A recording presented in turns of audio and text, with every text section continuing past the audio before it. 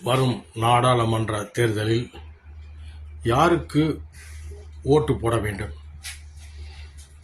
விவசாய நிலங்களை காப்பவராக இருக்க வேண்டும், நீர்நிலைகளை காப்பவராக இருக்க வேண்டும், ஏரி குளங்களை தூர்வாரி ஆக்கிரமிப்புகளை அகற்றுபவராக இருக்க வேண்டும், கல்விக்கு முக்கியத்துவம் கொடுப்பவராக இருக்க வேண்டும்,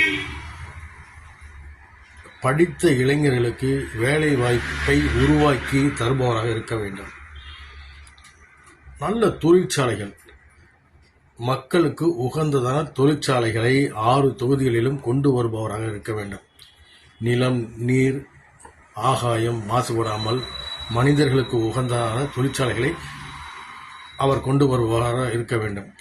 அவரை நாம் தேர்ந்தெடுத்தால் நாடும் நல்லா இருக்கும், நம்ம தொகுதியும் நல்லா இருக்கும். சிந்திப்போமா, செயல்படுவோமா?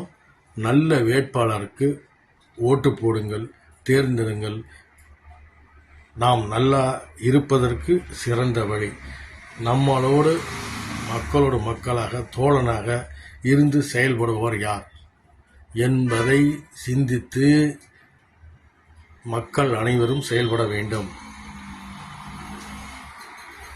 இல்லையேல் வாழ்நாள் முழுவதும் நரகம்தான்.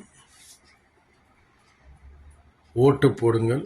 ஏப்ரல் 19ஆம் தேதி அன்று தவறாமல் அனைவரும் ஓட்டு போடுங்கள். நல்லவரை தேடி ஓட்டு போடுங்கள்.